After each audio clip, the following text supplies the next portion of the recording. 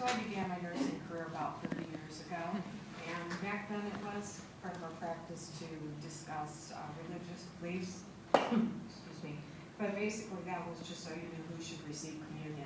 And really the rest of it was private, personal information that you didn't delve into.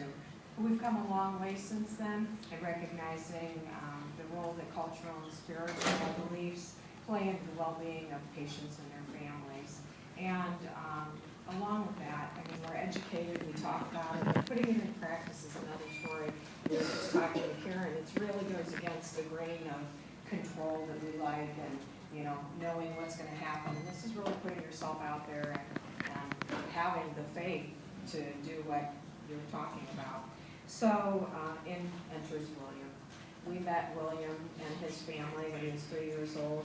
He is a biracial young man whose mother is Vietnamese and practiced Buddhist, and his father is a Caucasian who practices Catholicism. And William's medical history is really quite complicated, but what brought him to our hematology and oncology department in 2010 was a diagnosis of neuroblastoma stage 4. And what this, one of the underlying diagnoses that William had was hypoventilation syndrome, which meant he required BiPAP when he was sleeping. Many of the requirements for procedures are invasive for neuroblastoma diagnosis and radiologic exams, and typically we would be using procedural sedation for these patients. And William's diagnosis of hypoventilation did not allow him to be sedated in the typical manner.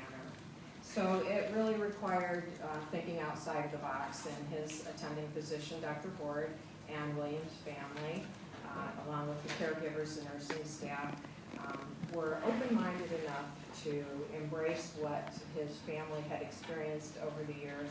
William's grandmother is very involved in his care and had been practicing meditation and prayer chanting with William to get him through some very complicated times, and so I'm going to let Rosemary go into the detail of what we experienced in our department. Well, I was actually very fortunate one day. William needed to have bilateral bone marrow aspirates and biopsies. Knowing we couldn't sedate him, we needed to get creative, like Beth said. Well, William's mom had always said, you know, if we just would schedule these at nap time, and if we would allow Grandma to be there and to give her time to put him to sleep, we think it would work. So we thought, okay, we'll try. So we organized the team, Beth and I. We rescheduled everything for 2 o'clock in the afternoon. So of course, Dr. Horde had to be flexible in that, as did the lab for the marrows, but they were. We set it up in our treatment room for 2 o'clock on an afternoon. That morning I checked with everybody, and everybody was on board. I was ready, Grandma was here and ready to go, and the nursing staff was aware. At 1:30 I went in to get the room set up, and William's mom was already there. Ty was there getting things ready. She brought in his BiPAP machine, and she had a tape recorder of many different prayers and chants that she had already turned on and was in the room. William came in with his grandma. Grandma brought him in, and the two of them very quickly got William hooked up to his BiPAP machine, hooked up to the monitors, and Grandma was cradling William. At the same time, William has a baby sister named Samantha.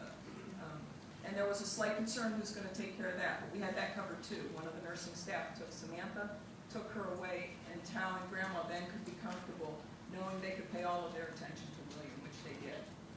Within minutes, William was sound asleep. Grandma was cradling him. She was practically on the treatment table with him. It's now I'm thinking, oh, this is going to get more complex as we go along. She's on the table with him, mom's at his head. She was caressing his head and comforting him. We got set up for the marrow, and now we're like, okay, now we have to position him. Can we do this with him staying asleep and Grandma still cradling him? Well, we did. We worked as a team. Mom and Grandma worked with us. Dr. Ward and myself and the other nurses worked, and we quickly got him into position.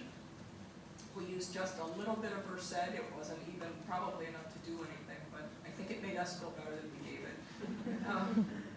And then we used local lidocaine with some bicarb to just numb the areas. And Dr. Ward quickly did both aspirates and biopsies. I don't know how many of you have have seen those, but they can be very painful procedures. William never moved through the whole procedure, and he never woke up.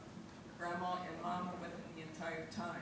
We got done, we put Band-Aids on, and I stepped back, and I thought, I was in total awe. It was interesting you used the word awe in one of your slides, because that's the way I felt when I stood back. What had I just witnessed? We allowed this family to bring their religion and their culture into the scene, and it allowed us to take care of William in the best way possible. And from there, you know, the impact upon us, as well as the rest of the healthcare team and the family, I'm going to let Beth talk about what happened then in the future. So William went on to require radiation of his head, and I don't know, again, if anybody has really, but when they're radiating your head, there's a mask that's involved, and it's a very still procedure, and we always use sedation for a child William's age to complete this task. Again, he was not able to have that, but just discussing what we had experienced through our own procedures with the staff at Akron General, they too were open to attempt this.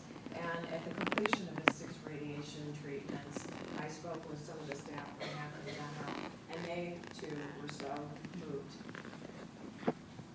by the love and support that his family was able to give him, and to get him through this as a team.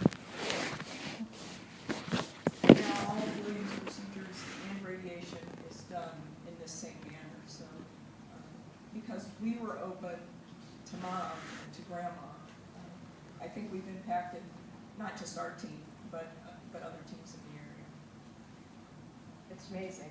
Just being open to it is really a challenge, but what a worthwhile, and I wish William never had to go through those things, but it's really been an experience, a religious and spiritual experience for all of us. So.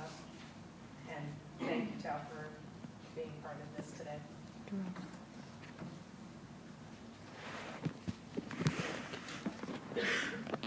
The posters here, we would invite you to come and look at more of the study that they did around this issue.